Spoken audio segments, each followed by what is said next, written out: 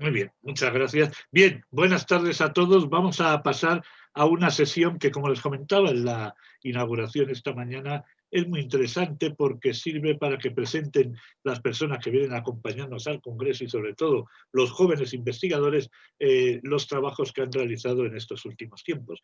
Dentro de ellos hemos conseguido en el comité organizador, el comité científico, ha sido francamente difícil porque la calidad era grande, pero seleccionar una serie de ponencias que vamos a tener el honor, el placer nosotros, el honor, las personas que lo hagan, de exponerla frente a todo el Congreso. La idea sería que cada una de las presentaciones la realicen durante aproximadamente 10 minutos, la persona, no solo que ya la haya hecho, sino la que representa al grupo de investigación correspondiente, y después, muy brevemente, una pregunta o dos, si pudiera ser, por parte del público, por parte mía como moderador mismamente, una pregunta solamente y vamos pasando a las siguientes. Vamos a empezar con la primera que vamos a exponer, la presenta doña Cielo García Montero y se titula Riesgo de desnutrición valorado mediante datos hematológicos, inmunitarios y antropométricos en pacientes hospitalizados en un hospital de media distancia. Cielo, cuando quiera. Hola, buenas tardes a todos. Gracias por presentarme. Como ha dicho Antonio, pues voy a comenzar con la presentación de nuestro póster, que se ha llevado a cabo con la colaboración del Grupo de Investigación EPINUT de la UCM y con la SEZCA.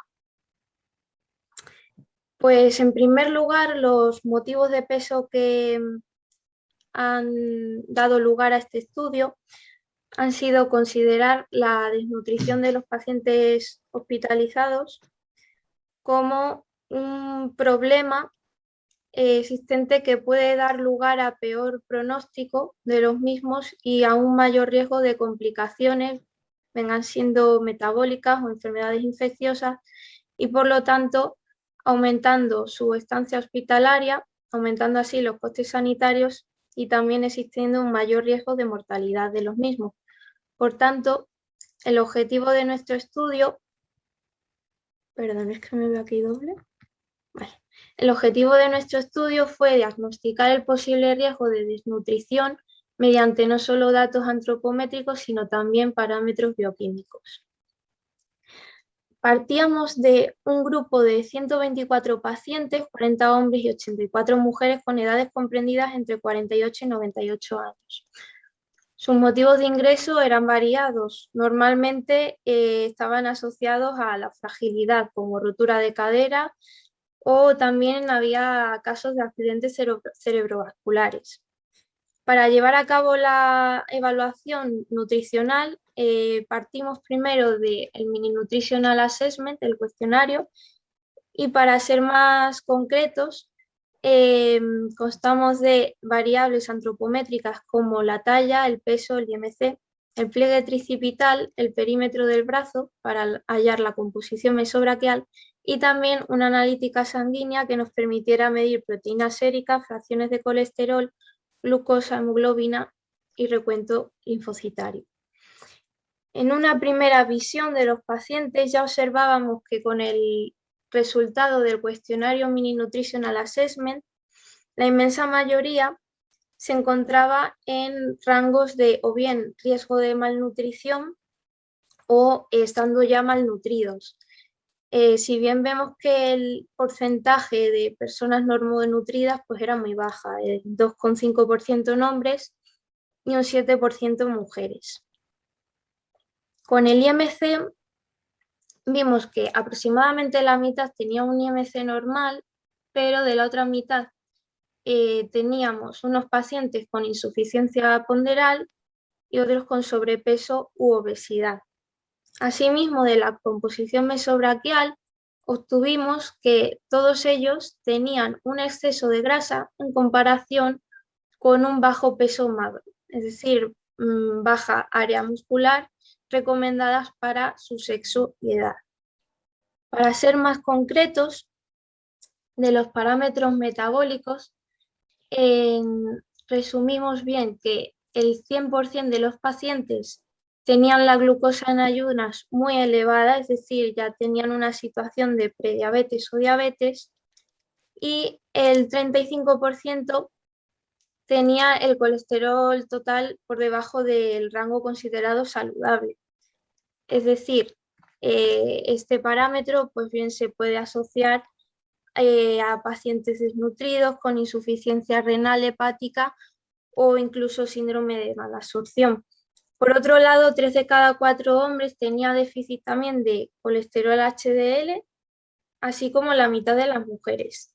En los parámetros lipídicos de triglicéridos y LDL, bien es cierto que no, en la mayoría estaban en el rango saludable.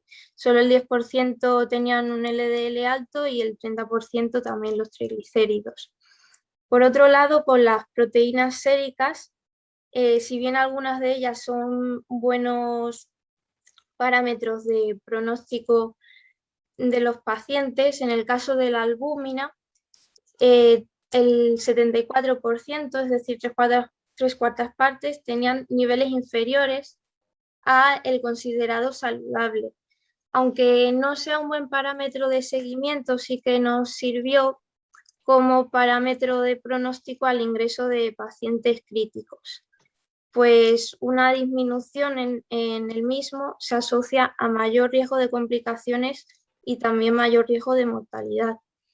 La creatinina también estaba elevada en la mitad de las mujeres y casi el 40% de los hombres, y la transferrina aparecía notablemente disminuida en un tercio de los hombres y en el 26,7% de las mujeres.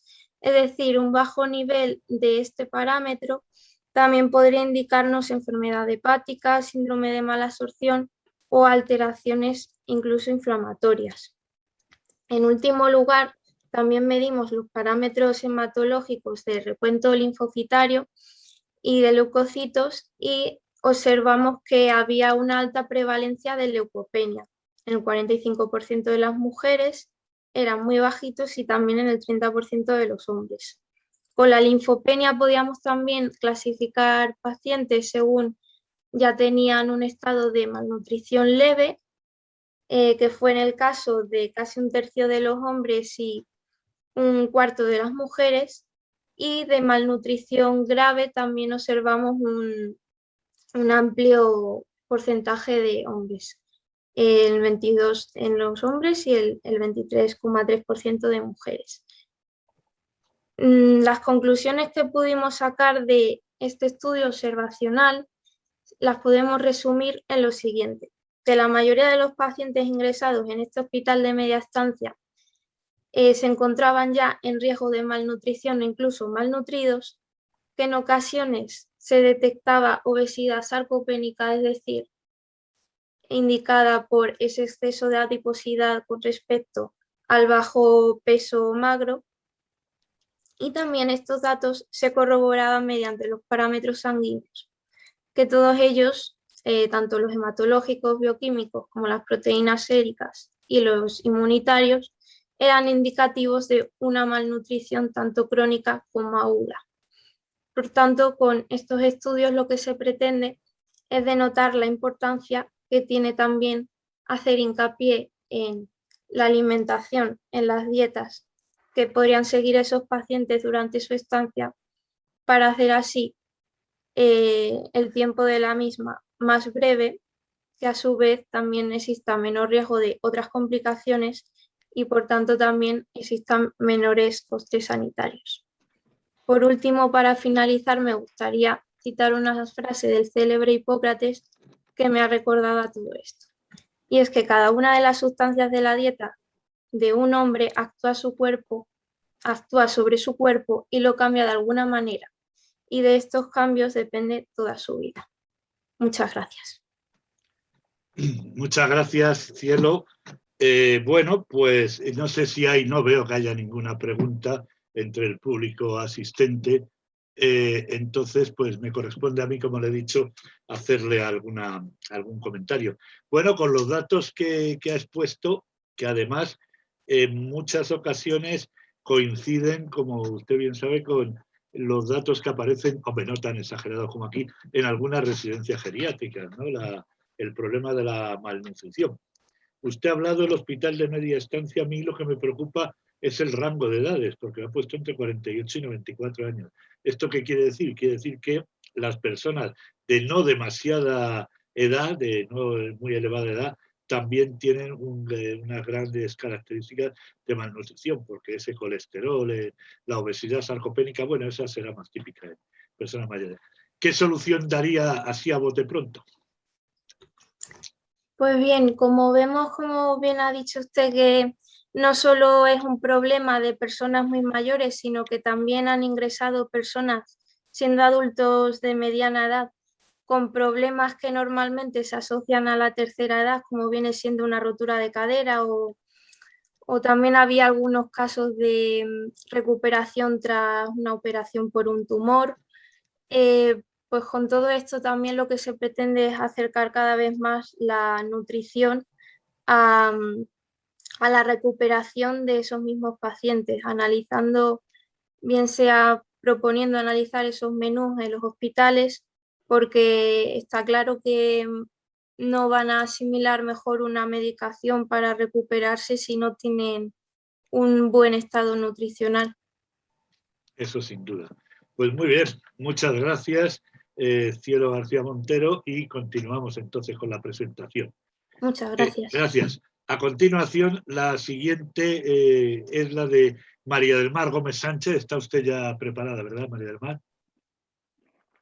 Sí, buenas tardes. Sí, comparto. Entonces, sí, la presentación de María del Mar Gómez Sánchez es relación entre emociones y sentimientos y el saltarse algunas comidas o ingestas en escolares de 8 y 9 años de la provincia de Cádiz. El programa, si no me equivoco, al que se refiere el que lleva este tema es el Previene Cádiz. Ajá. Cuando quiera, María del Mar. Estupendo. Un momentillo.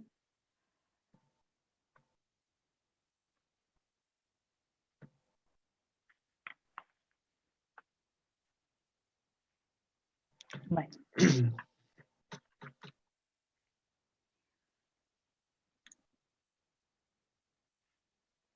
Bueno, les comparto el póster que hemos preparado para esta presentación.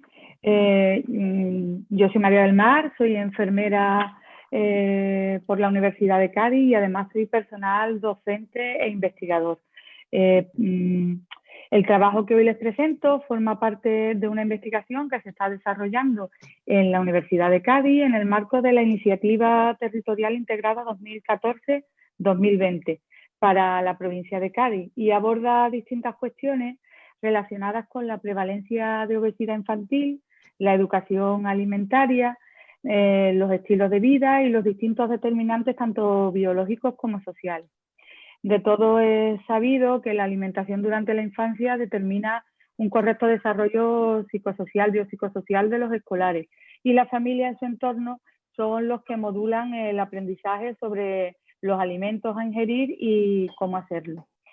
En todo este hecho complejo, muchos son los factores que se pueden ver involucrados y entre ellos los estados emocionales o relacionales pueden condicionar los patrones alimentarios, es decir, la cantidad y la calidad de los alimentos que se ingieren, así como la manera que se tiene de consumirlos.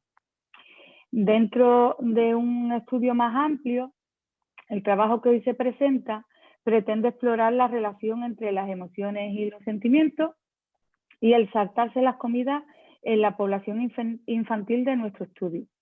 Para ello hemos tomado una muestra de 841 escolares de entre 8 y 9 años de edad que estaban cursando en ese momento tercero de primaria y que pertenecían a 26 centros educativos distribuidos por toda la geografía de la provincia de Cádiz, divididos en 4 zonas bien diferenciadas de la provincia.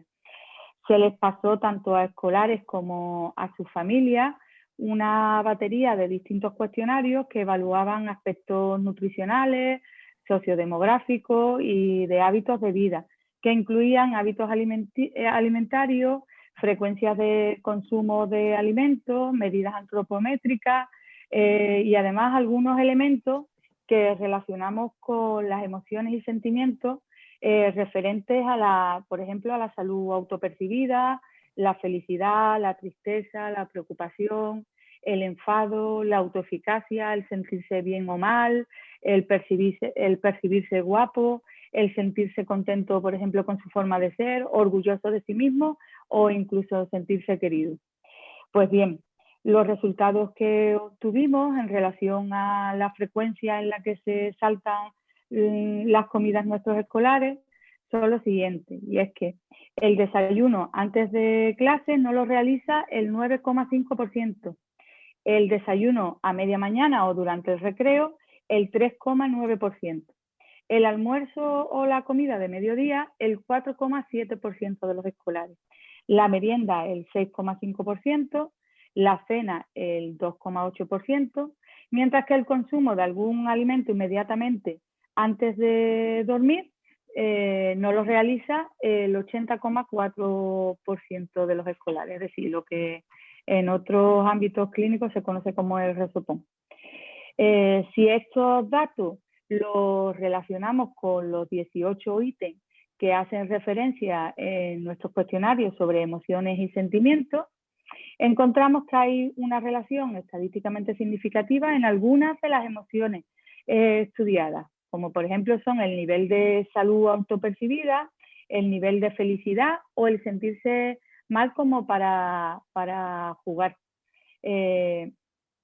con el saltarse algunas de las comidas, pero esto de una manera puntual. Pero en todo ello merece la pena que destaquemos el caso del reactivo que podemos identificar con la autoeficacia. Y es que en el que se encuentra una relación significativa que es reiterada y consistente, hallándose la misma en todas las comidas o ingestas, de modo que es más frecuente saltarse la comida en los chicos que tienen menor autoeficacia. Entre estos, el 24,4% se salta el desayuno de antes de las clases, el 7,3% el desayuno a media mañana, el 14,6% el almuerzo, el 17,1% la merienda y el 9,8% la cena, siendo las prevalencias 3,09, 2,61, 3,4, 3,17 y 3,92 veces mayores respectivamente entre los chicos con baja autoeficacia que en el resto de la muestra. De manera inversa, encontramos que entre los chicos con mayor autoeficacia es más frecuente no tomar nada antes de acostarse. Como conclusión, tenemos que decir que es importante ahondar en todos estos conocimientos de las relaciones que pudiera estar mediando este fenómeno y que los resultados confirman la necesidad de implementar estrategias educativas que estén focalizadas en la promoción de estados emocionales que sean positivos y que eleven la autoeficacia, donde los escolares, la familia y sobre todo los docentes tengan un papel más activo. Pues sin más, si tienen alguna pregunta, estaré encantada en resolverle cualquier duda. Muchas gracias, María del Mar. Bien, no veo en el chat, no veo ninguna pregunta. Yo sí tenía una que hacerle.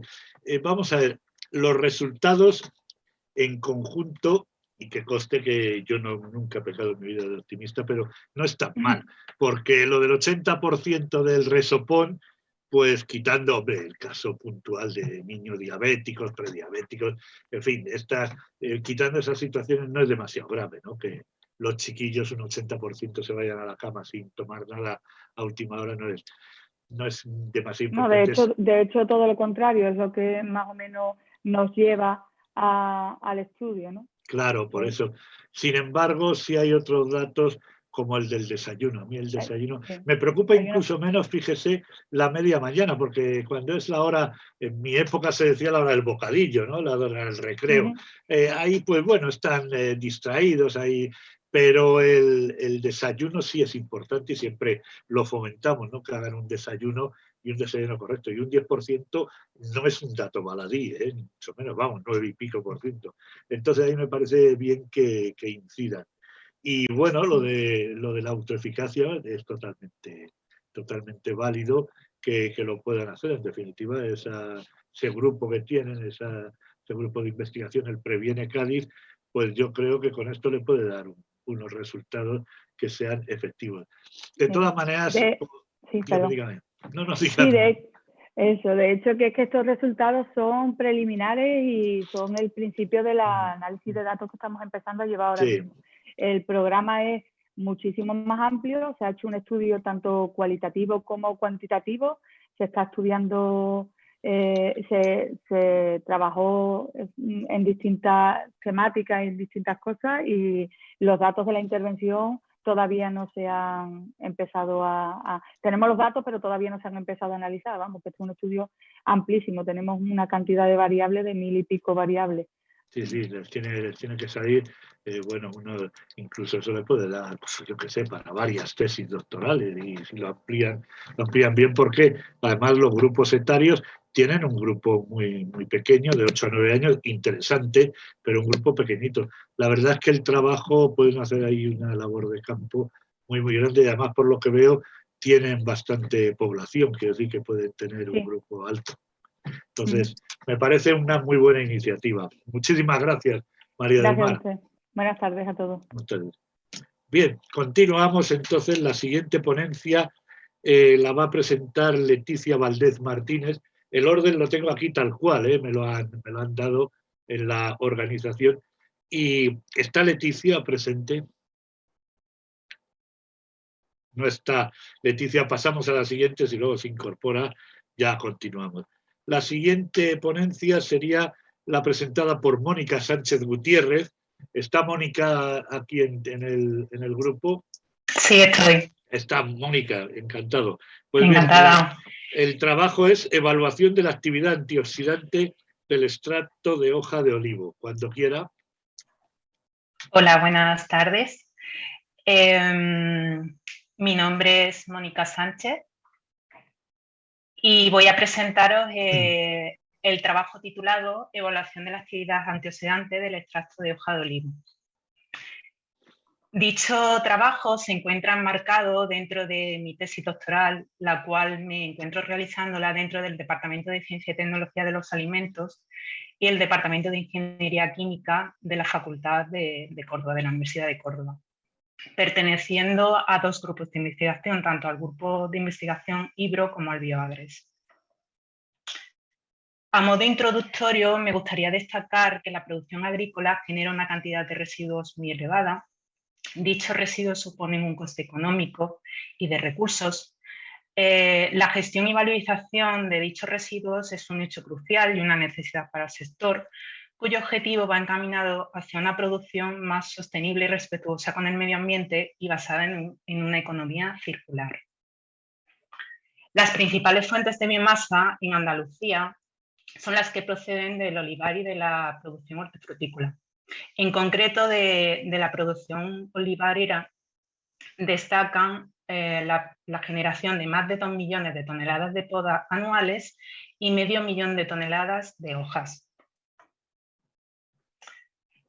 En la actualidad, esta biomasa se utiliza como aporte al suelo, para alimentación animal, incluso se queman las propias explotaciones ya que no tienen ninguna utilidad.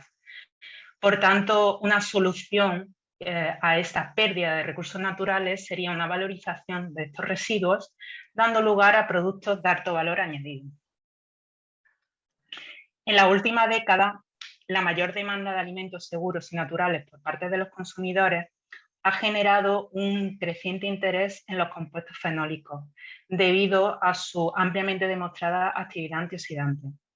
Dicha actividad podría incrementar la vida útil de los alimentos al ser incorporado este extracto en los mismos como aditivos naturales.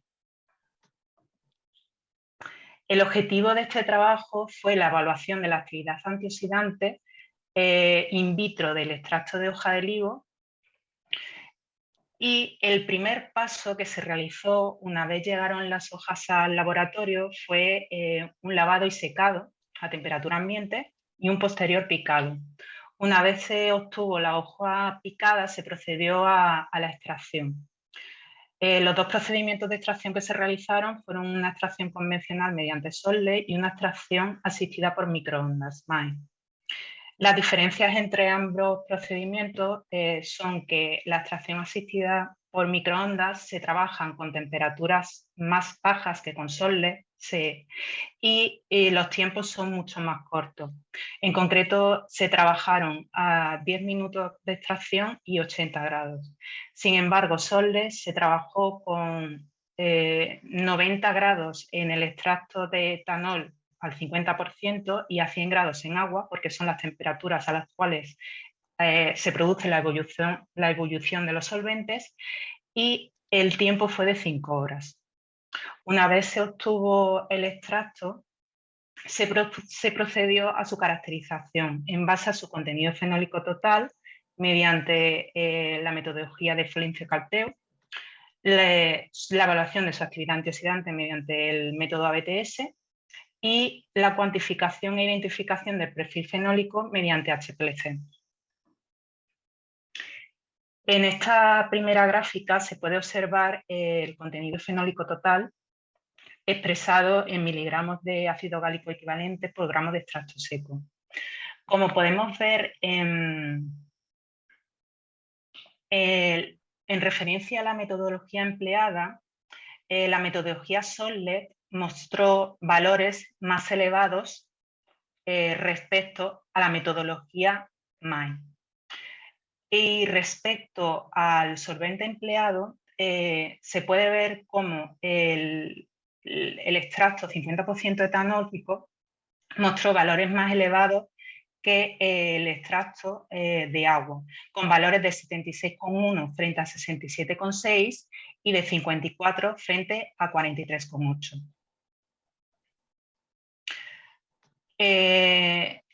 Respecto a la actividad antioxidante expresada en miligramos de trolos equivalentes por gramos de extracto seco, del mismo modo podemos observar la misma tendencia observada anteriormente. Respecto a la metodología empleada, los extractos obtenidos mediante solvente ofrecieron valores más elevados que los sostenidos mediante metodología MAE. Respecto al solvente, del mismo modo, el extracto etanólico al 50% mostró valores más elevados que el acuoso, 78 miligramos de trolo frente a los 65,8 que es del acuoso en solvente y 71,8 frente a los 58,6 en MAE. En esta tabla se puede ver el perfil fenólico de los 4 extractos obtenidos mediante las dos metodologías empleadas. Como se puede observar, los componentes mayoritarios fueron el hidroxitirosol y la oleoeuropeína. En base a la suma de estos 7 compuestos, el contenido total mostró un comportamiento diferente. Los extractos obtenidos mediante metodología MAE mostraron valores más elevados que los obtenidos mediante solvente. Sin embargo, el comportamiento de los solventes fue el mismo. Los extractos obtenidos mediante extracción con etanol al 50% mostraron valores más elevados que los acuosos. Una posible explicación de por qué los valores de fenólicos totales en solvente fueron más elevados que los de MAE y sin embargo el perfil fenólico fue más elevado en MAE puede ser debido a que los extractos solventes al utilizar altas temperaturas y tiempos prolongados dan lugar a extractos con una gran cantidad de impurezas. Estas impurezas reaccionan con el reactivo FOLAN y dan lugar a una sobreestimación. Respecto a los solventes, el etanol al 50% mostró un mayor rendimiento de extracción. A pesar de que el agua es el componente más polar, su mayor viscosidad hace que la penetración dentro de la matriz celular sea inferior. Y por tanto el etanol 50 tiene una mayor capacidad de penetración y de hinchamiento de lo que es la matriz celular, que al final produce un mayor rendimiento de extracción. Estos resultados, comparados con la actividad antioxidante de otros extractos obtenidos a partir de biomasas vegetales, como pueden ser la cáscara de granada, de melón, de piña o el ollejo de uva, sugieren que el extracto de hoja de olivo tiene un gran potencial para su uso como compuesto activo antioxidante en alimentos. De los dos solventes empleados, el etanol al 50% tuvo una mayor capacidad de extracción de compuestos fenólicos procedentes de hoja del olivo frente a los extractos obtenidos con agua. De las dos tecnologías de extracción empleadas, la extracción asistida por microondas mostró valores de fenólicos totales y actividad antioxidante ligeramente inferior al SOLE, pero superiores en relación a los compuestos fenólicos totales determinados mediante HPLC. Por tanto, se propone MAI como una técnica de extracción de los polifenoles procedentes de la hoja de olivo en base a su alta eficiencia energética y su menor coste, puesto que utiliza temperaturas más bajas y tiempos mucho más reducidos. Las perspectivas de futuro con respecto al empleo industrial del extracto de hoja de olivo en alimentos son muy prometedoras, necesitándose estudios de aplicabilidad y pruebas de concepto en alimentos, incorporándose los extractos ya bien sea directamente al alimento o bien en envases y fines alimentarios. Y con esto doy por concluida. Muchas gracias por su atención. Muchas gracias, Mónica. Bien, estoy viendo que no hay en el chat no hay ninguna pregunta directamente. Yo sí tengo una. ¿Qué perspectiva le ve? Porque, claro, la tecnología efectivamente parece que... Yo, por un lado, he visto que desde el punto de vista de compuestos fenólicos sale mucho mejor la tecnología MAE. Y la otra, por otro lado, la del agua, tampoco en Trolox no tiene unos resultados que sean espectaculares frente a ella. La pregunta es, ¿económicamente la MAE puede ser viable o más viable que la otra? ¿Qué piensa? Sí, porque energéticamente el coste de extracción con soles implica temperatura, sobre todo los tiempos. El tiempo es muy prolongado, son 5 horas. Sí. Entonces, si una extracción que supone 5 horas a una llegando a ebullición, al solvente, frente a un método de extracción que en 10 minutos obtiene, es que al final el coste económico la hace viable. Si le hace viable, puede dar por hecho, Mónica, que en un tiempo será el que se utilice, además por eso, por la actividad antioxidante que puede tener y ser útil en alimentación, que la cabe. Muy bien, muchas gracias, Mónica, por su presentación. Muy bien, continuamos entonces, si les parece. Me comentan que se ha conectado Leticia Valdés, que antes la habíamos saltado porque no estaba presente. Bueno, pues vamos directamente a su trabajo. Leticia, ¿está visible? Sí. Leticia, buenas tardes. Bueno, pues el trabajo que presenta usted, desarrollo de un dip a base de chapulines, y lo especifica Sphenarium purpurascens y flor de calabaza, la cucurbita pepo. Bueno, pues usted misma, cuando quiera, tiene, ya sabe, 10 minutos y luego debatimos brevemente. Claro, bueno, les hablo sobre mi presentación. No sé si tienen ustedes la presentación o la tengo que transmitir No, yo. comparta, por favor.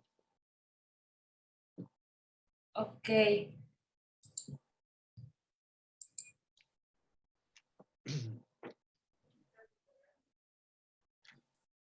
Un momento, no sé si quiera pasar con otra presentación y volvemos conmigo.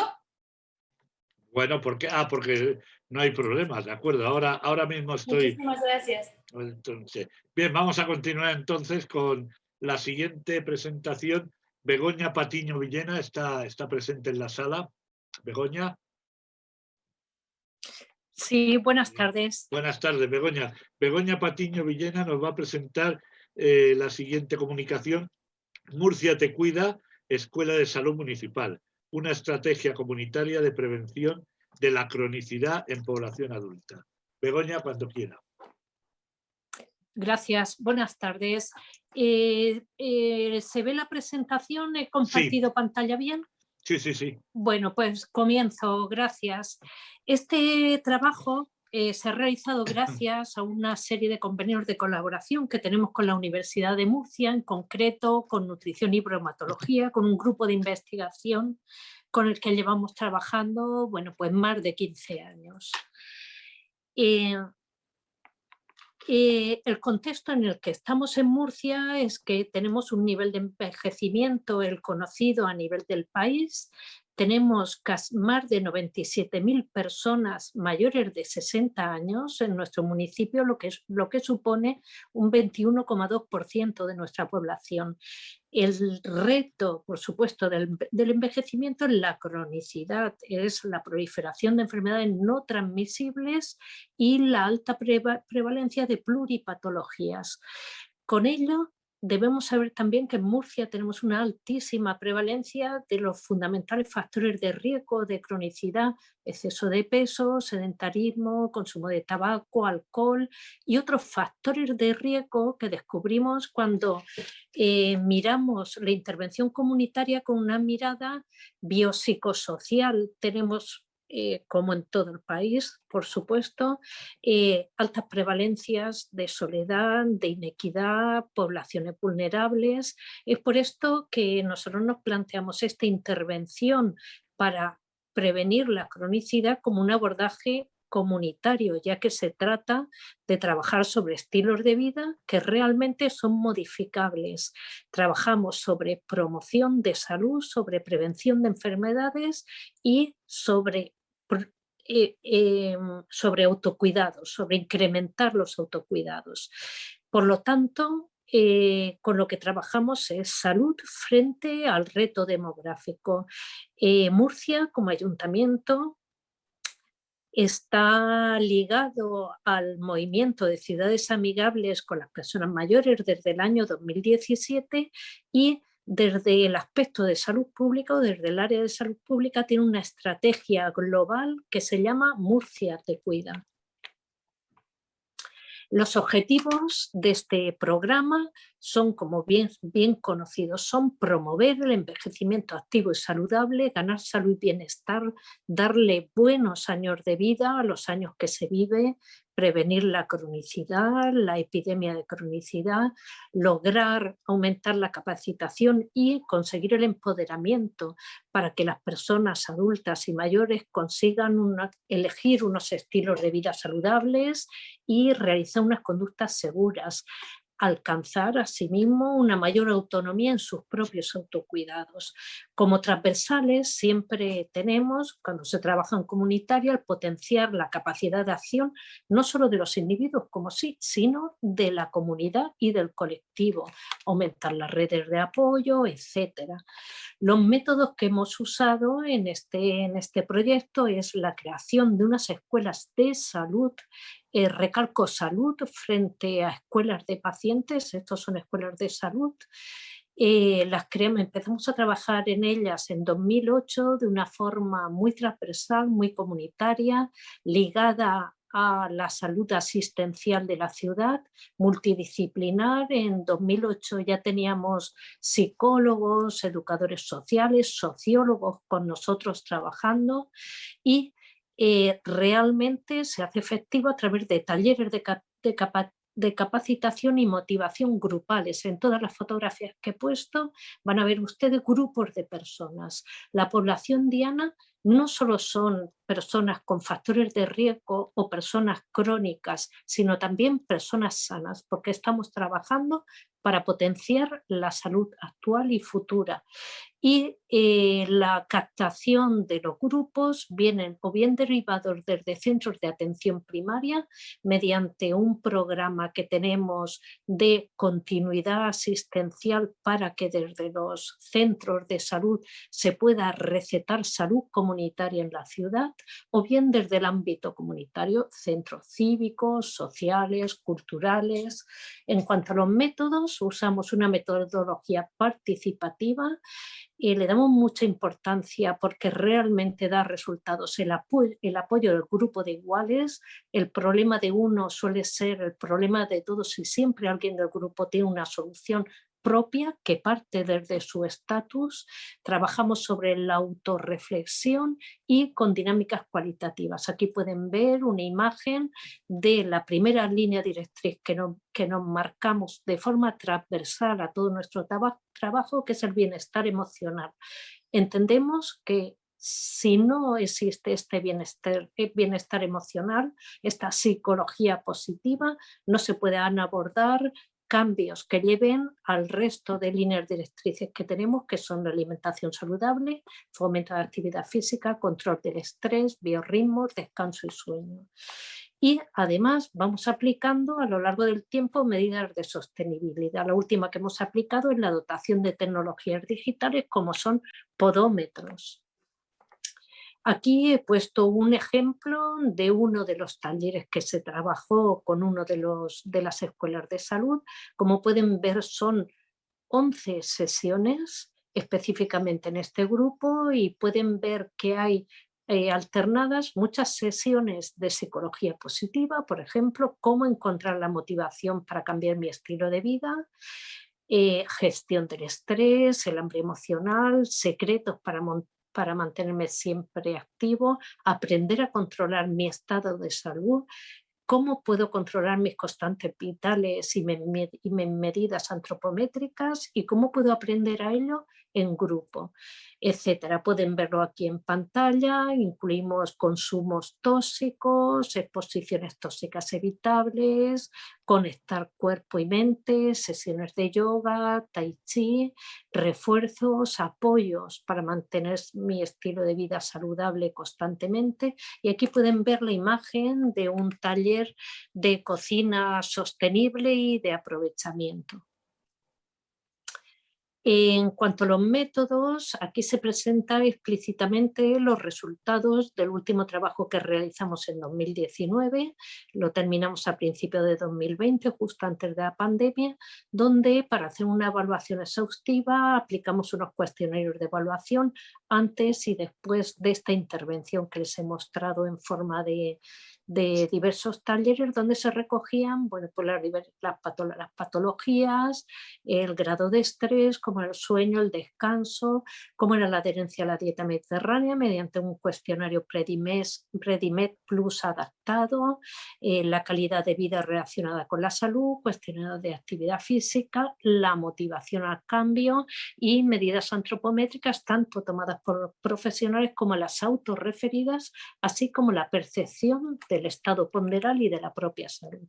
Dentro de los métodos tenemos una estrategia que nos da muy buenos resultados, que es generar entre nuestros participantes creadores o creadoras de salud. Aquí hay un grupo de formación de líderes comunitarios que nos ayudan en la difusión y en la propagación de esta estrategia. En cuanto a los resultados, el trabajo que les digo que se presenta aquí se ha hecho sobre 15 escuelas con 320 participantes, un antes-después de 6 meses de trabajo. La edad media de nuestros participantes es aproximadamente 61 años, mayoritariamente mujeres, y son personas, casi el 40% jubilados o jubiladas, que tienen tiempo de poder asistir a las sesiones, aunque las hacemos por la tarde, nos adaptamos a sus horarios, pero la vida laboral actual hasta la edad de jubilación prácticamente es incompatible con mantener esta asistencia a grupos. La motivación que nos manifiestan los asistentes para participar sorprendentemente no es la pérdida de peso, que es el gran problema que tenemos en Murcia, sino mejorar la salud en general, un 80%, y la mejora emocional por encima de la pérdida de peso. En el diagnóstico inicial tenemos un 30% con un estrés alto, casi un 40% con hipertensión arterial y un 20% con problemas osteomusculares diversos que le llevan a intentar mejorar su salud mediante la participación en este tipo de actividades. Vaya acelerando un poco, Begoña, por favor. ¿Perdón? Que vaya un poco más rápido, que está ya casi en el límite. Sí, estoy terminando. En cuanto a los resultados, se puede ver que más de la mitad de los participantes bajaron peso, disminuyeron cintura y alcanzaron tanto una adherencia a dieta mediterránea como un nivel de actividad física recomendado por la OMS, casi el 53% de los participantes después de 6 meses. Y como puede verse en esta gráfica, en cuanto a resultados autorreferidos reales en salud, reducción de glucosa, reducción de hipertensión, reducción de peso, mejor bienestar, mejores relaciones, en todos se supera el 50% de los participantes. Como conclusiones, tenemos que decir que reforzar la autonomía y el apoyo entre iguales, así como capacitar y responsabilizar para controlar la propia salud y enfermedad, se relaciona y se incardina muy bien con la estrategia del Ministerio de Promoción y Prevención de la Salud en el Sistema Nacional de Salud. Las oportunidades identificadas es que con el enfoque de las intervenciones de salud positiva se consigue mucho más que con un enfoque sobre enfermedad. Fortalecer la cultura de los autocuidados, la ayuda mutua y la implantación de actividades de consolidación de refuerzo nos dan valores positivos. Con esto termino. Esta es la imagen de cómo llevamos las escuelas de salud durante la época de COVID y muchas gracias por su atención. Cualquier pregunta la podemos atender. Muchas gracias, Begoña. Bien, voy a mirar en el chat, no hay ninguna pregunta. Yo quería hacerle una pregunta y un comentario. El comentario es que los resultados son francamente buenos, o sea que felicitarles porque las valoraciones con respecto a hipertensión, glucosa, diabetes, etcétera, bueno. Y la pregunta es, porque yo cuando he visto programas de esta índole, más o menos como el suyo, bueno, con algunas variantes, cada uno tiene su particularidad, su idiosincrasia. Por lo que veo es que no tienen muchos jubilados, es decir, que tienen gente que está todavía trabajando. Eso es bueno.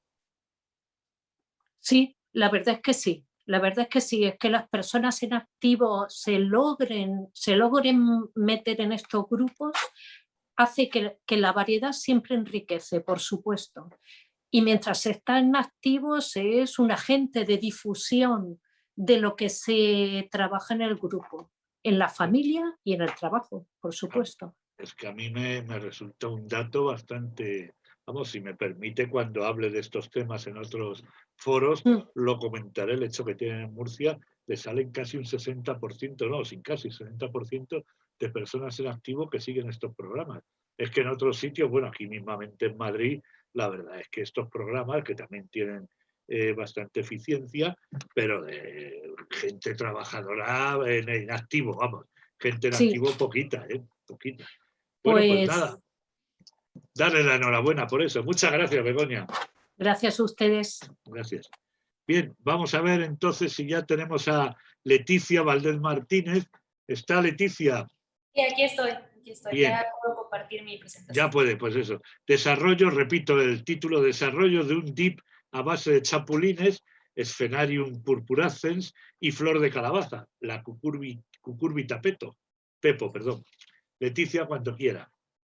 Sí, bueno, como ya mencionaron, mi nombre es Leticia y les voy a presentar el desarrollo de un dip a base de chapulines, Sphenarium purpurans y flor de calabaza, cucurbita pepo. Esta investigación se realizó en colaboración con mis colegas de la Facultad de Nutrición de la Universidad Veracruzana y la Universidad Cristóbal Colón. Me gustaría comenzar hablando sobre el consumo de insectos como una opción eficaz para atenuar la malnutrición y el hambre.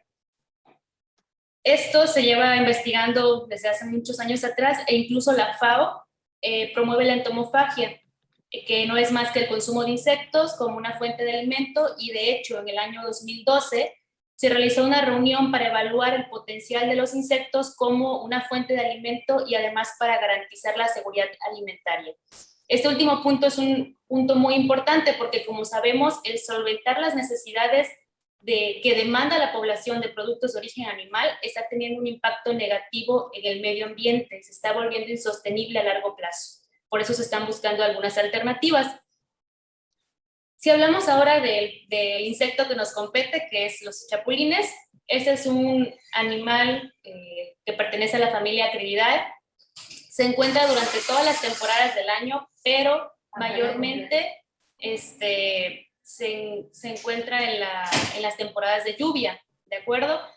Cuando son capturados se recomienda que estén mínimamente un día en ayunas para eliminar cualquier tipo de sustancias que puedan ser nocivas para el ser humano. En una investigación que realizó Cruz en el año 2020 se demostró que en 100 gramos de Sphenarium purpurens en base seca se encuentran 57 gramos de proteína, 51.8 gramos de aminoácidos esenciales y más del 60% que estos que contienen en cuanto a ácidos grasos son insaturados. Por si esto fuera poco, el colesterol que contienen es menor a otras fuentes cárnicas que presentan. Sí, perdón, Leticia, un segundo. ¿Puede poner la presentación en grande? Porque es que se lee difícilmente. ¿La puede ampliar? Muchas gracias. ¿Ahí se ve mejor? Sí, sí. Okay. Bueno, le sigo comentando ahora sobre, sobre la flor de calabaza. Esta es una planta herbácea de maleables tallos y a pesar de su diversificación, se considera que México es el centro de su domesticación y diversificación, ¿de acuerdo? Si hablamos ahora de las propiedades nutricionales que esta tiene, es una muy buena fuente de retinol, así como vitaminas del complejo B y minerales como calcio, fósforo, hierro y potasio. También es una muy buena fuente de flavonoides y carotenoides, que son compuestos bioactivos que brindan un efecto antioxidante y antiinflamatorio. Como sabemos, el sobrepeso y la obesidad es uno de los más grandes problemas de salud pública a nivel mundial. Es por esto que nosotros decidimos crear un dip a base de chapulines y flor de calabaza que tenga un efecto nutricional y no solamente que pues estén comiendo las llamadas calorías vacías, ¿no? Bueno, si ya entramos a la materia en cuanto a nuestra metodología, para esto se utilizaron productos comerciales que se encontraron en supermercados y en específico también en el mercado del centro histórico de la ciudad de Veracruz, México. Se utilizaron métodos de desinfección para nuestros productos para eliminar cualquier tipo de contaminación cruzada y en el caso de la flor de calabaza, esta se redujo de tamaño picándola finamente y los chapulines se secaron y se molieron para crear una especie de polvo de chapulín, por así llamarlo.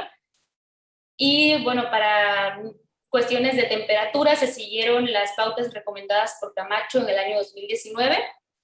Él realizó una investigación que era añadir suero ácido de yogur al aderezo ranchero y bueno, se realizaron algunas modificaciones, pero para efectos de nuestra investigación se mantuvo una temperatura constante de 90 grados centígrados durante todo el procedimiento. Posteriormente se enfrió a temperatura ambiente y se llevó de nuevo a calentar ahora a 83 grados para ser empacado y almacenado a 6 grados. En cuanto a nuestra evaluación sensorial, esta fue una prueba hedónica que se realizó en 50 consumidores de entre 15 y 50 años, es un rango bastante amplio, pero ellos no debían presentar ningún tipo de enfermedad que pudiese alterar sus sentidos. Esto porque la prueba consistía en que probaran el producto y posteriormente respondieran una encuesta en la cual se iba a medir su grado de aceptación y agrado a las características organolépticas, color, olor, sabor y textura. Para la obtención del valor nutrimental se utilizó el Sistema Mexicano de Alimentos Equivalentes y se obtuvo como resultado que en 150 gramos de producto tendremos 325 calorías, 12.88 gramos de proteína, 15.41 gramos de carbohidratos y 25.6 gramos de lípidos. Esto si se compara con productos comerciales que son ultraprocesados y además contienen aditivos como el glutamato monosódico. Uno de los más comerciales aquí en México, más populares, son los dip tostitos. Estos, en especial el dip de cebolla francesa, contienen únicamente 5 gramos de proteína en 150 gramos de producto. ¿De acuerdo? Entonces podemos decir que nuestro dip está superando a más del doble lo que contienen otros. ¿De acuerdo? Y en cuanto a la evaluación sensorial, se obtuvo que 74% calificaron como excelente al color y el sabor. Y la textura obtuvo un 42% como regular. Adicionalmente, le preguntamos si volverían a consumir el dip por cuenta propia, ¿no? Y realmente el 44 personas de las encuestadas respondieron positivamente. Esto realmente nos hizo darnos cuenta que fue de su agrado. Bueno, y si hablamos ahora de nuestras conclusiones, podemos concluir que se obtuvo un dip a base de chapulines y flor de calabaza, sin aditivos, con un alto valor calórico y proteico en comparación con otros dips comerciales, y además que fue aceptado por la población, ya que el color y el sabor fueron de los más aceptados, y esto concuerda con una investigación que realizó Subway en el año 2017, la cual dice que existe una relación positiva entre las señales visuales y la expectativa del sabor. También, pues, nuestro dip tiene el plus de que es un producto artesanal que no contiene aditivos, como ya mencioné, y puede ser considerado como un alimento funcional debido a las propiedades antioxidantes y antiinflamatorias que reportan sus compuestos bioactivos de los ingredientes. Creo que eso pues sería todo de mi parte. Si tienen alguna pregunta. Muchas gracias, Leticia, por su presentación. Y bueno, lo que pasa es curioso, ¿no? Eso está bien, el que las pinceladas internacionales que son importantes dentro de nuestro congreso. Lo que pasa es que, claro, aquí en el ámbito más habitual en que nos movemos somos poco entomófagos, todavía. Sí, Sí, es correcto. Todavía. Por eso nuestra investigación, porque lo evitan mucho, ¿no? Los insectos no cualquiera lo consume. Sí, por eso. No, pero que está bien. Y fíjense, lógicamente, como no cabía esperar de otra manera, el contenido proteico es altamente importante. Y bueno, y el equilibrio con la cantidad de grasa está bien. La verdad es que es francamente muy, muy interesante y queda aquí expuesto para bueno, pues para la comunidad internacional, el que vayamos. No es la primera vez que yo oigo hablar de esto, de los insectos como alimentos. He estado allí, los he probado y no tengo mucho menos una mala referencia personal. En cuanto a la palatabilidad, es más que aceptable. Muchísimas gracias, Leticia. Vamos a seguir avanzando. Sí, adelante. Muchas gracias a ustedes. Bien, a continuación, Aránzazu Ruiz de las Heras. ¿Está presente? Sí, estoy presente. Aránzazu, pues cuando quiera voy a presentar el título de su ponencia. Es Registro Dietético Específico para pacientes COVID en la unidad de dietética del Complejo Hospitalario de Navarra. Aránzazu, cuando quiera.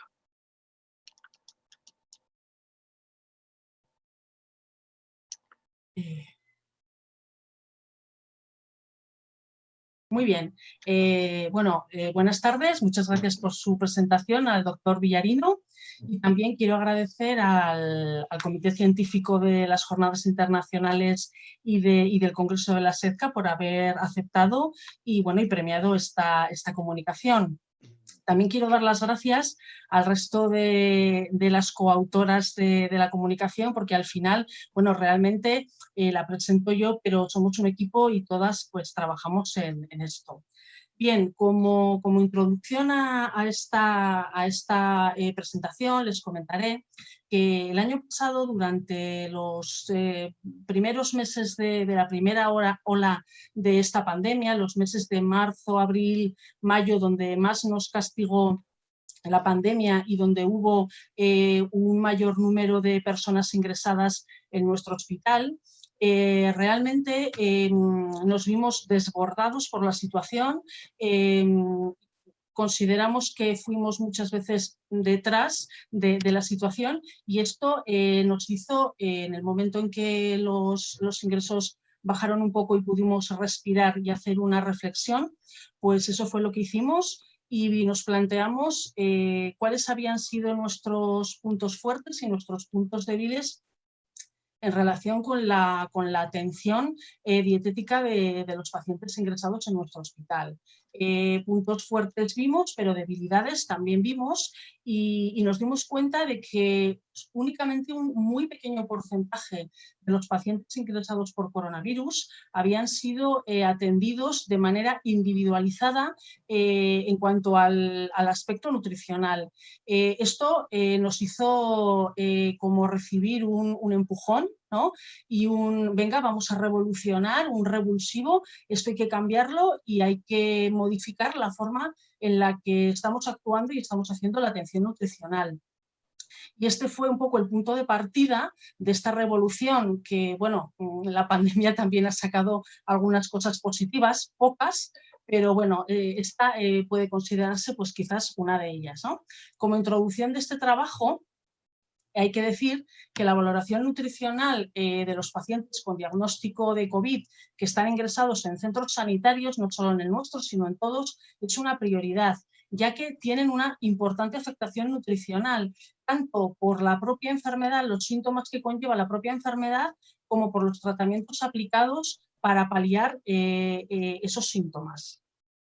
Por tanto, es imprescindible realizar un registro de los datos dietéticos de una manera correcta, rápida, eficaz y protocolizada, que nos haga actuar de una manera mucho más homogénea y mucho más eficaz, y así poder tomar unas medidas que estén adaptadas para poder garantizar una continuidad en la atención dietética que estábamos dispensando, y de esta manera evitar la variabilidad en el cuidado dependiendo de los profesionales o las profesionales que estuvieran atendiendo en ese día concreto a estos pacientes. Todo lo dicho anteriormente se realiza con el fin último de intentar aumentar el contenido energético y nutricional de la dieta de estos pacientes y paliar efectos tan deletéreos que sufrían como la anorexia, sarcopenia, disfagia, fragilidad, o al final, y como resumen de todo, una pérdida en la calidad de vida de estos pacientes ingresados. ¿Cuáles son los objetivos de este trabajo?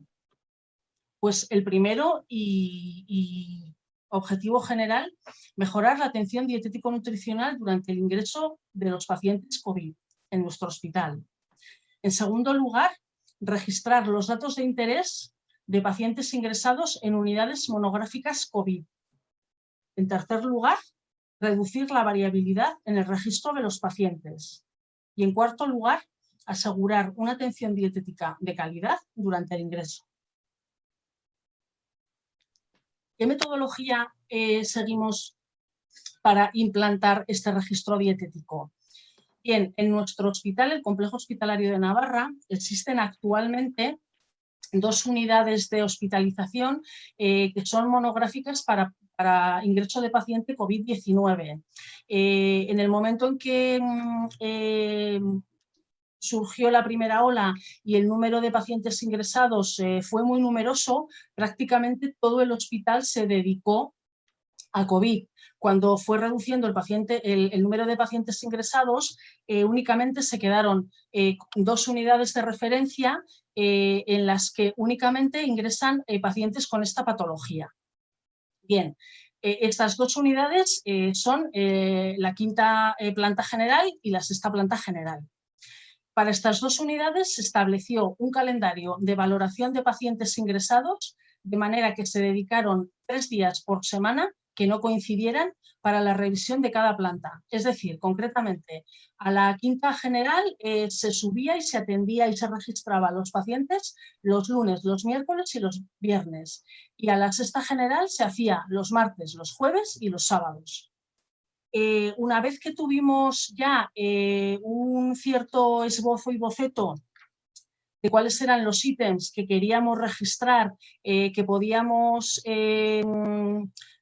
o bien nosotras mismas preguntar en las unidades de hospitalización, o bien que estaban referidos en la historia clínica o en la aplicación que utiliza enfermería, establecimos un periodo de pilotaje de ese documento de registro durante 2 semanas para comprobar que el documento funcionaba, que el registro iba bien, que nos daba los datos correctos y sobre todo aprovechar ese momento para ir haciendo la formación de todos los miembros de la unidad de dietética.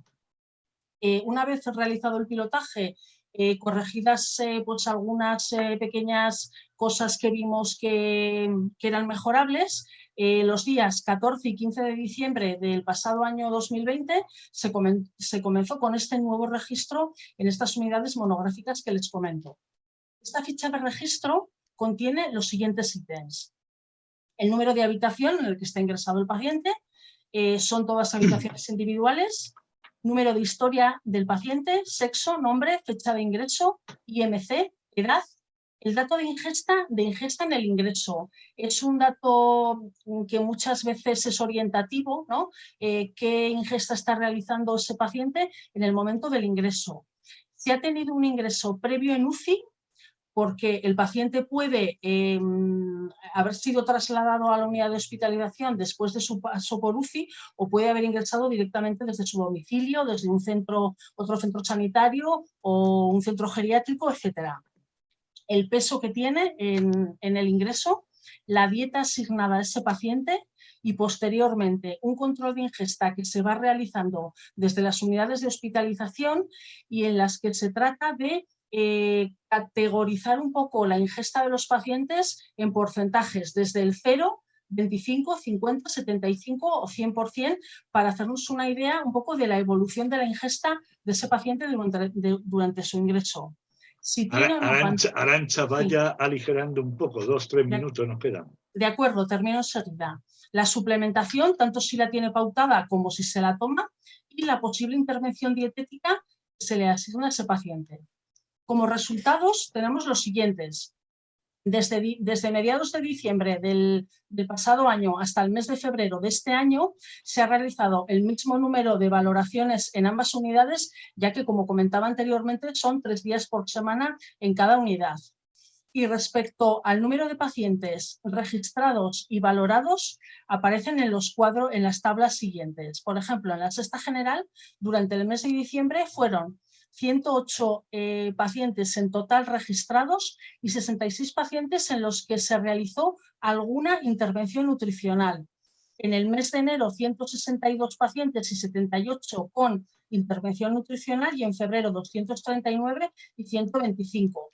Unos datos más o menos similares se obtienen en la quinta general con un número bastante elevado, si se fijan en los meses de diciembre, enero, febrero, un número bastante elevado de pacientes con intervención nutricional respecto al número total de registros.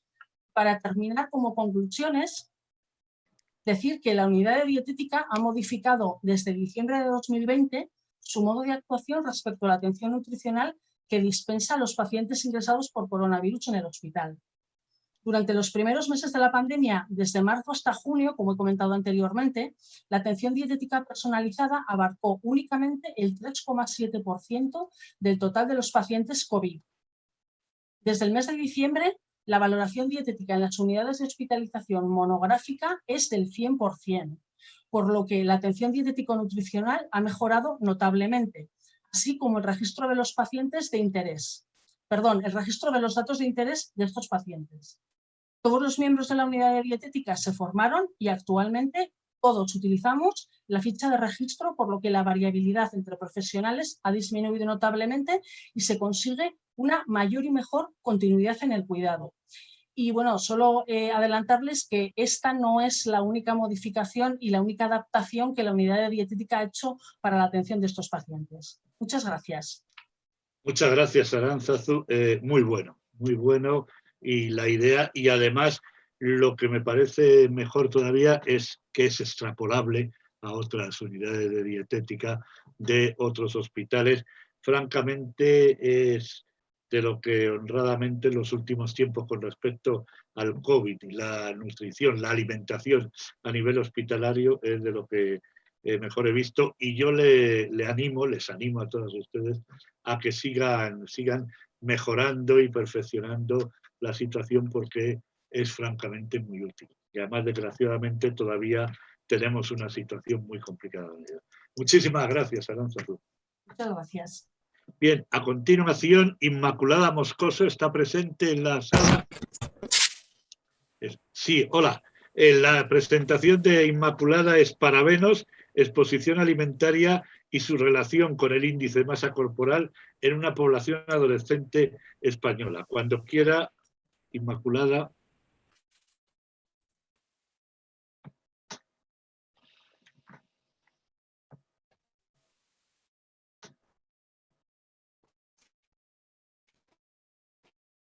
No se le oye.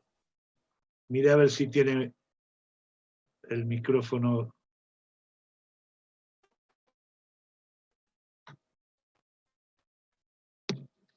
No. Inmaculada, el micrófono no se le oye.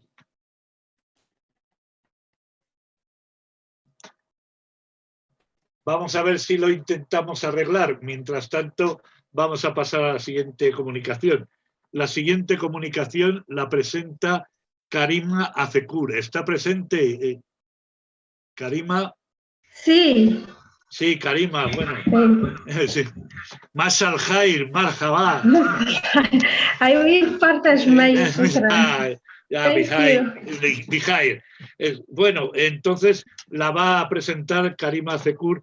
La comunicación está puesta en inglés, la va a presentar en inglés o en español, como quiera. Es Malnutrition in Moroccan Southeast Oasis Primary School Age Children.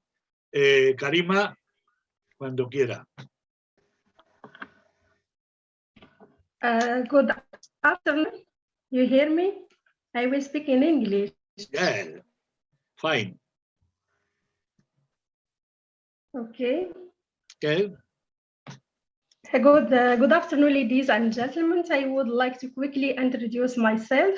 I'm Karima Acekur, PhD student in nutrition and epidemiology. I'm from Morocco. Today, I would like to share with you my participation, which is about malnutrition in Morocco, Southeast Oasis Primary School aged children.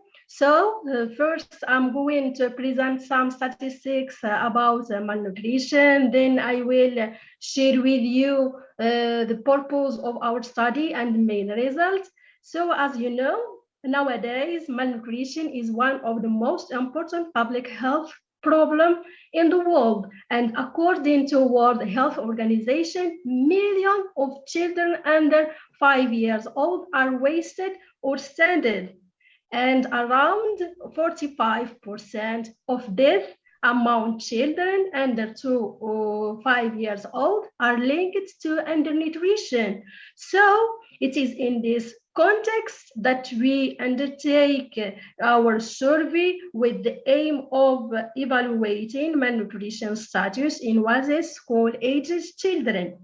In this context, so to achieve this purpose, 3,000 school-aged children were randomly selected from 39 public health primary schools, and data on malnutrition were collected, and underweight and stunted were calculated using Anthropo software. As a main result, so the majority, we observed that the majority of studied population was normal.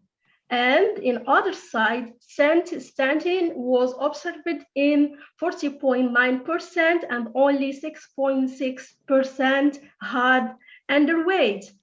On other side, children from low incomes household with illiterate parents and from rural areas and not urban, so seems to have the highest percentage of undernutrition and stunting.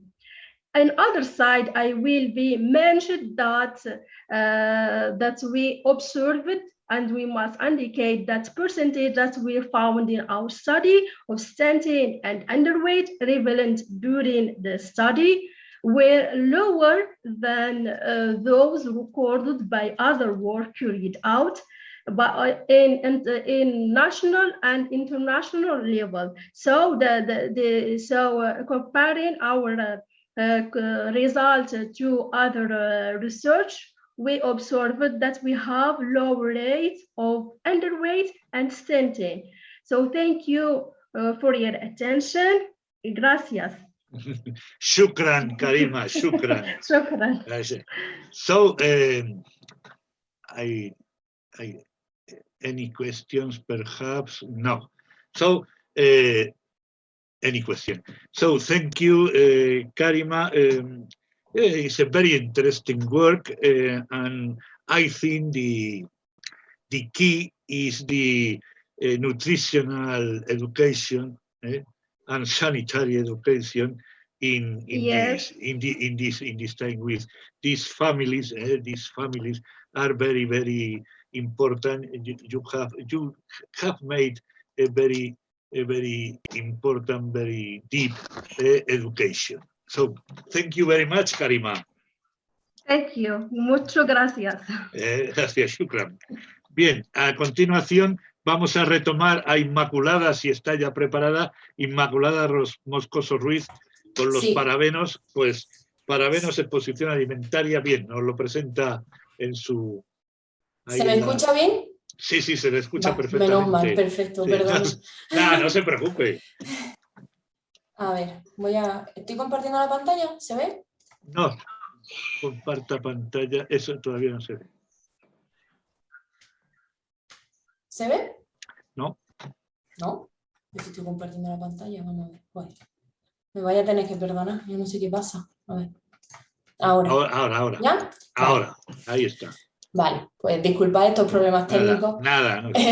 Bueno, yo soy Inmaculada Moscoso, soy doctoranda en química, este es mi primer año de doctorado y yo pertenezco a un grupo de investigación en la Universidad de Granada que actualmente forma parte de un gran proyecto sobre nutrición y sobre disruptores endocrinos. Y este equipo, el equipo que lo formamos, es multidisciplinar.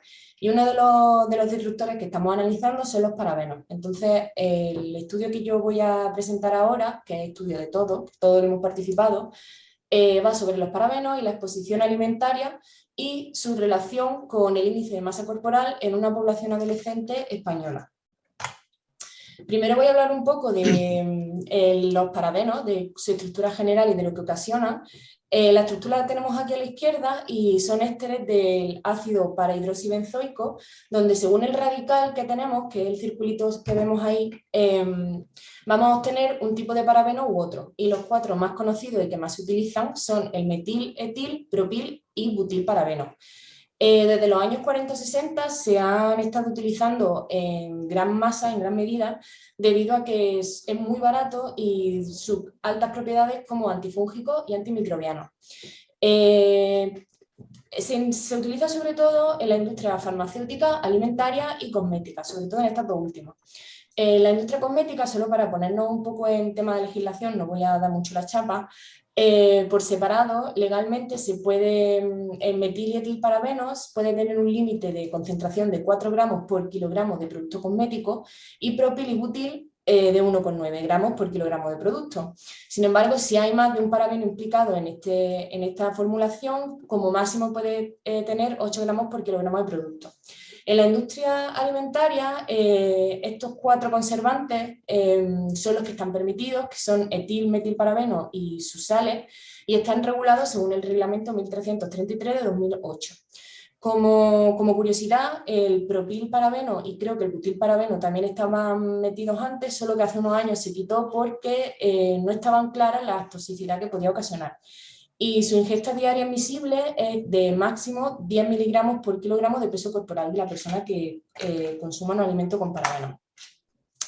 Entre los problemas que puede ocasionar hay diversos estudios que afirman que puede ocasionar alteración endocrina, sobre todo en la función reproductora, como puede ser ocasionar pubertad precoz, infertilidad o abortos. También puede propiciar la aparición de tumores, como el cáncer de mama, y también altera el metabolismo de las personas. Sobre todo vamos a obtener una alteración de la adipogénesis y esto tiene sentido ya que son moléculas liposolubles y por tanto se pueden unir fácilmente al tejido adiposo. Como actividad predominante, lo que estamos estudiando es la actividad obesogénica. ¿Por qué? Porque en adultos ya se ha demostrado que sí hay diversos estudios que afirman que puede tener una actividad obesogénica, pero no se ha explorado en la infancia ni en la adolescencia, y por eso nosotros nos hemos centrado en la población adolescente. Entonces, ¿cuál ha sido el objetivo de este estudio? Pues estudiar la asociación entre la exposición alimentaria a parabenos y el sobrepeso o la obesidad en adolescentes españoles según el sexo biológico. Los materiales y métodos que se utilizaron para este trabajo fueron una recopilación de datos dietéticos y de medidas antropométricas de 585 de las adolescentes españoles de entre 12 y 16 años, y esto se hizo pues, con básculas de análisis corporal, como son las canitas y las cintas métricas. Se hicieron encuestas de frecuencia de consumo de alimentos, y de ahí se hizo el análisis de todos los alimentos. Y con todos estos datos ya en bruto, lo que se hicieron fueron regresiones lineales y regresiones logísticas. Y con esto ya se estimó una exposición a parabenos y se relacionó con la obesidad. Voy a comentar brevemente el análisis de los alimentos. El método se estuvo optimizando durante unos cuantos meses y finalmente se obtuvo que con 2 gramos de muestra liofilizada del alimento en cuestión, se puede extraer añadiendo un disolvente como es el acetonitrilo y el agua, y mediante la técnica de ultrasonido. Y esta fase se da la extracción, luego procedemos a una limpieza del extracto añadiéndole sulfato de magnesio y PSA. Y tras esto se centrifuga, y en la parte de abajo nos quedamos con los hidratos de carbono, proteínas y lípidos, que no nos interesan porque están en la parte de arriba nuestros compuestos de interés, nuestros parabenos. Entonces esto se traspasaría a otro tubito, se evaporaría a sequedad, queda una especie de residuo, y eso ya se adecúa para meterlo en el equipo de cromatografía y obtener los cromatogramas, y a partir de ahí obtener las cantidades de parabenos que obtenemos en las comidas, ¿no? En los alimentos. Tras todos estos datos, tras todos los datos antropométricos, todos los análisis de los alimentos, etcétera, pues viendo los resultados podemos decir que los principales contribuyentes a la exposición de parabenos a través de la dieta en adolescentes varones fueron la piña, el atún enlatado, los huevos, aceitunas y los productos de pastelería, y en las mujeres fue la aceituna, bollería, atún en lata y alguna fruta. Para hacer una comparación entre hombres y mujeres, podemos decir que los hombres consumen a través de los alimentos más metilparabeno y butilparabeno, aquí no se aprecia mucho, pero es más butilparabeno, que las mujeres. Y las mujeres, sin embargo, consumen más propilparabeno que los hombres. El etilparabeno no se encuentra porque los datos fueron concentraciones muy pequeñas, entonces no lo hemos puesto. Y bueno, se observó que las mujeres adolescentes que presentaban sobrepeso u obesidad, pues mostraron un mayor riesgo de una ingesta alta de parabenos, con unos ratios de 3,10 y con un intervalo de confianza del 95%. Entonces, bueno, como conclusión, ¿qué podríamos decir? Pues que este primer estudio sugiere que puede haber una asociación entre una exposición dietética a parabenos y el sobrepeso o la obesidad en la adolescente. Y listo, pues muchísimas gracias. Muchas gracias, Inmaculada. Bien, a mí me parece muy interesante el trabajo, lo que pasa es que es un trabajo inicial, porque ahí lo que quiero decir que seguirán profundizando, y esto da para mucho, incluso supongo que alguna tesis doctoral ya tendrán pergeñada con respecto a ello. Lo que sucede es que, claro, es difícil en algunos alimentos porque es este tipo de productos eliminarlos. Lo que sí se puede es hacer unas recomendaciones a este tipo de población adolescente que limiten algunos de los alimentos. Fíjense, se repite la bollería y sobre todo, bueno, yo iría más directamente desde un punto de vista de ataque a los que tienen más propilparabeno, que está claro que son... Claro, y en los alimentos procesados y ultraprocesados. Claro, procesados y ultraprocesados, que es una más de las cuestiones que tienen negativas. Muy bien, muchas gracias. Muchas gracias a vosotros, muchas gracias. Bien, y para finalizar, María Elena Díaz Sánchez está presente. María Elena. Estoy aquí. María Elena. Bien, va a hablarnos sobre las asociaciones entre el consumo de alimentos y los trastornos cognitivos en un grupo de adultos mayores cubanos. Cuando quiera, María Elena. Sí.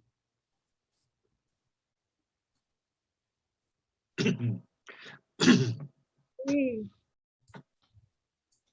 Ahí está.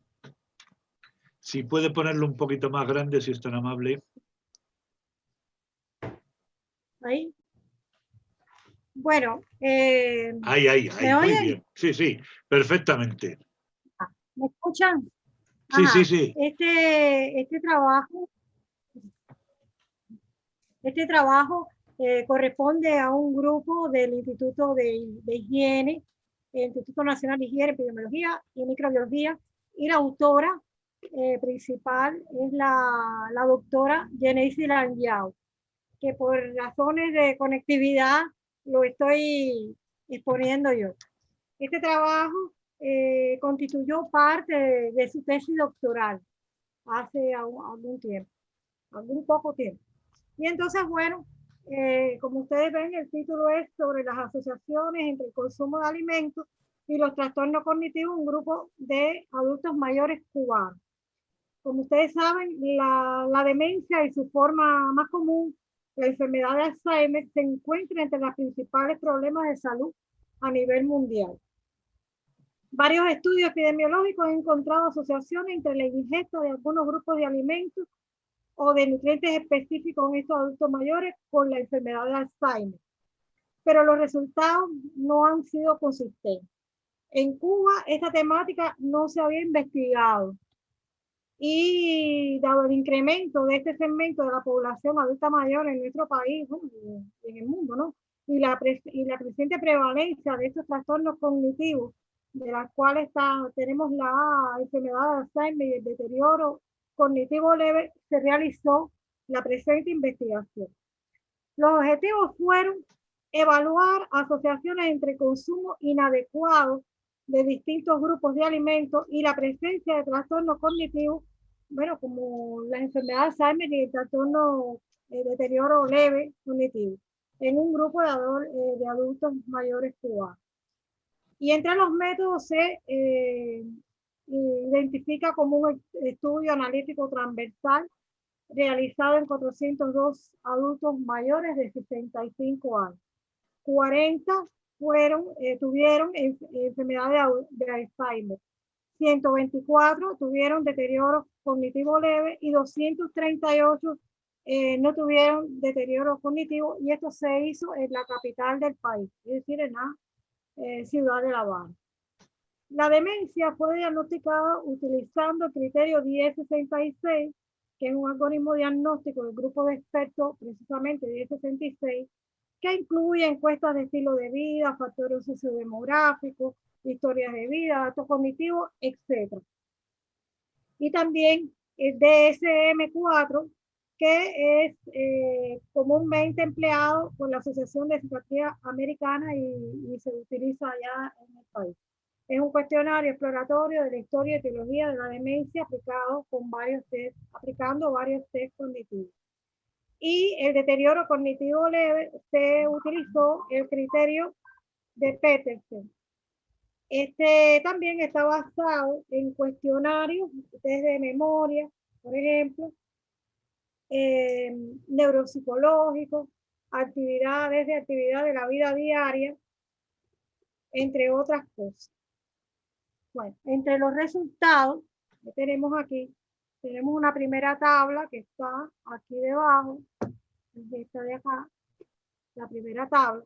En la primera tabla reúne un grupo de alimentos, es decir, es una sola tabla, la 1 y la 2, que fue dividida en dos para mejor acomodo en el post. Entonces, en esta tabla están los grupos de alimentos, algunos grupos de alimentos, el estado cognitivo y también la frecuencia de consumo de alimentos, que fue lo que se utilizó para evaluar la dieta de estos pacientes, o sea, frecuencia de consumo. Esta frecuencia de consumo fue diaria, podemos decir que fue diaria, que fue durante 6 días, de 4 a 5 días, de 2 a 3 días, de un día y nunca. O sea, esa sería la prueba, y que dicho sea de paso, bueno, esto fue procesado estadísticamente. La tabla indica que el consumo de los diferentes grupos de alimentos de los tres grupos fue similar, o sea, alrededor de más del 70% de los adultos mayores de los tres grupos consumían, por ejemplo, lácteos diariamente.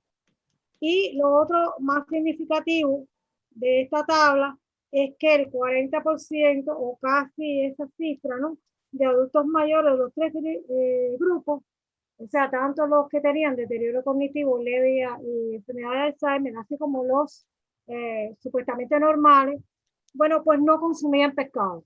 Esa es la cosa más importante.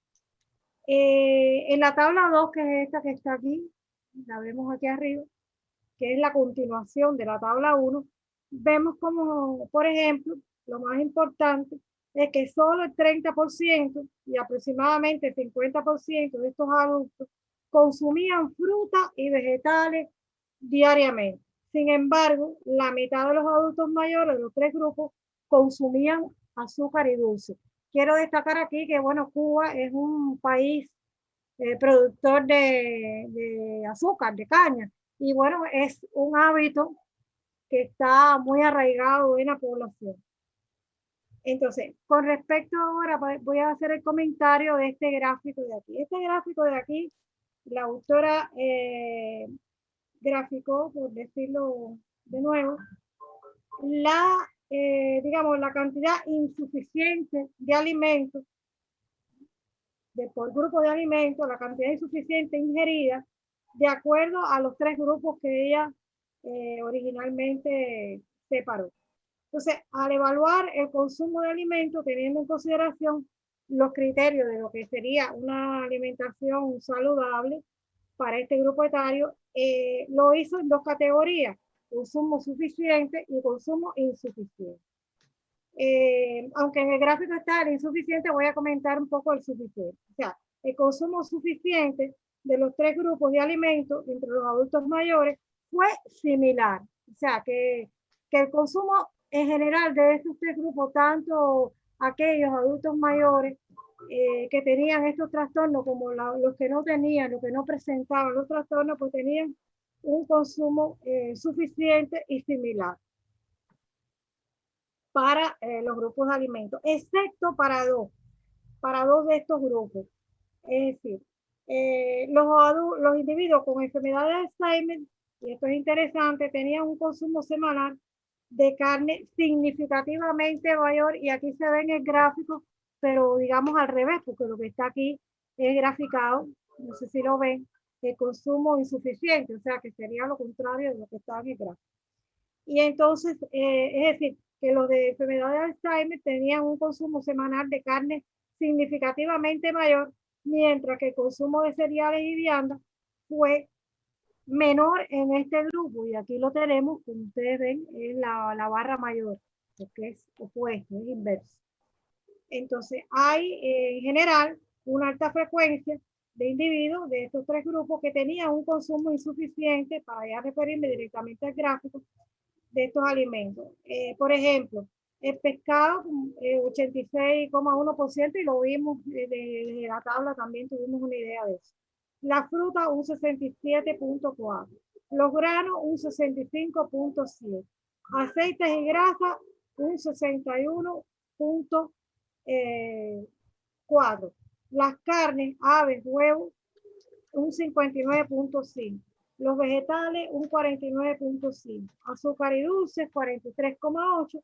Cereales y viandas, 30,8%.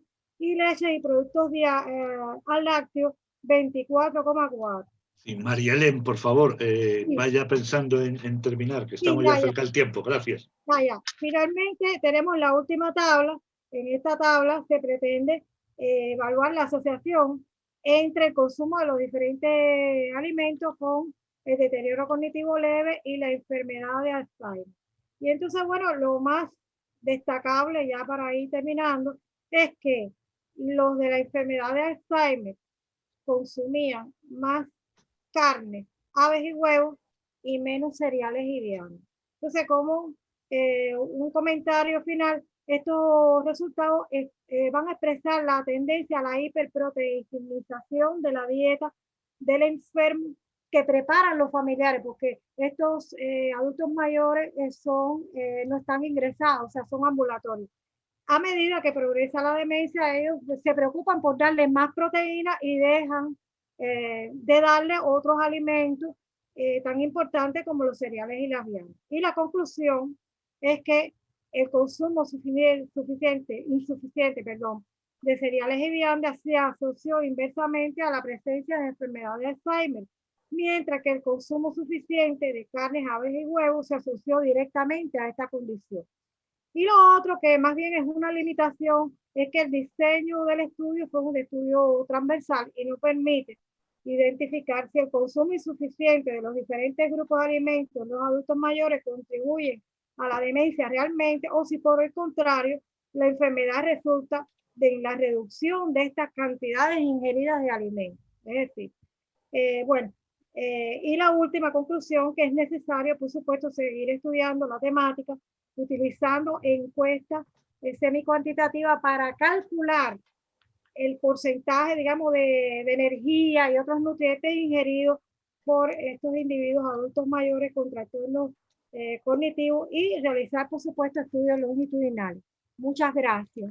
Muchas gracias, María Helen. Bueno, tienen detectado el problema tal y como está, y además me consta, porque conozco su país, me consta que la educación alimentaria y la educación nutricional que hacen ustedes es muy buena, ya a nivel de estas personas, pues no sé, en los círculos de abuelos o incluso a nivel de las familias, y creo que pueden conseguir.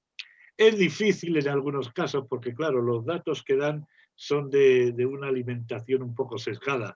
Es difícil conseguir llegar al fondo, pero yo creo que poco a poco seguro que lo van desde este plano dietético, nutricional, lo van a conseguir sin duda. Muchas gracias, Marielle. Bueno, muchas gracias. Muchas gracias. Bien, y con esto, si les parece, pues darles las gracias a todos los ponentes, a todos los asistentes, y con ello cerramos ya esta presentación de comunicaciones, que mañana en el acto de clausura pues también haremos algunas referencias con respecto a ellas. Muchas gracias a todos.